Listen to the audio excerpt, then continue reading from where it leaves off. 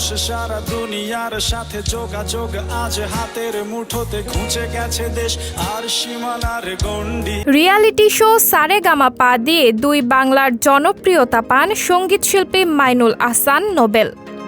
এরপর মৌলিক কিছু গান নিয়েও হাজির হন তিনি, যা তার জনপ্রিয়তার পরিমাণ আরও বাড়িয়ে দেয়। তবে ব্যক্তিজীবনের নানা বিতর্কিত কর্মকাণ্ড ও মন্তব্যের কারণে একটা সময় অন্ধকারে হারিয়ে যান এই গায়ক। নোবেলের ওপর থেকে মুখ ফিরিয়ে নেন তার ভক্ত ও শ্রোতারা। সম্প্রতি এক সাক্ষাৎকারে এই গায়ক জানিয়েছেন, মূলত অল্প সময়েই তারকা খ্যাতি, অর্থ একসঙ্গে তার ক্যারিয়ারে ক্ষতি ডেকে এনেছেন। নোবেলের ভাষায়, আমার সব অভিযোগ নিজের ওপরেই। আমি আমাকে যত্ন করতে পারিনি, তাই শ্রোতাদের অসম্ভব ভালোবাসা পেয়েও তা ধরে রাখতে পারিনি।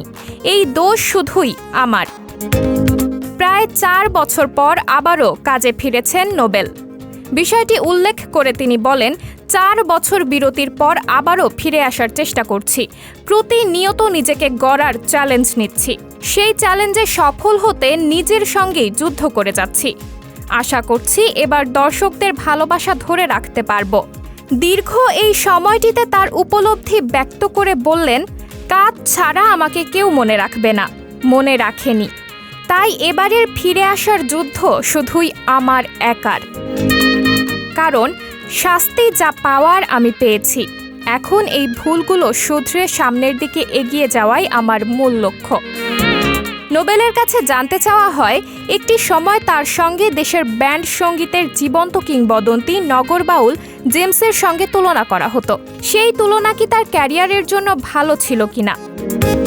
জবাবে নোবেল বলেন, রিয়ালিটি শো আমাকে তারকা খ্যাতি এনে দেয়। এরপর আমার ভক্তরা আমাকে ভালোবাসা দিয়ে মাথায় তুলে দেয়।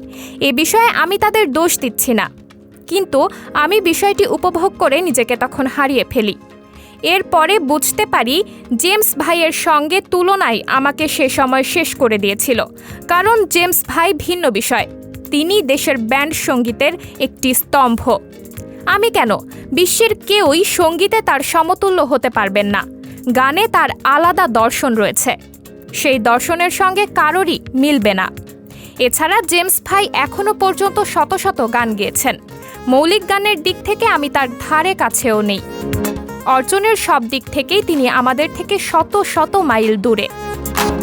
এরপর তিনি শ্রোতাদের উদ্দেশ্যে বলেন, যারা আমার গান পছন্দ করেন তারা আমাকে কারো সঙ্গে তুলনা করবেন না প্লিজ।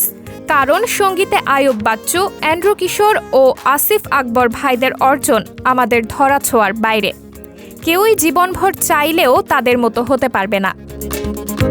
সাবরিনা জলিল, সবার কথা।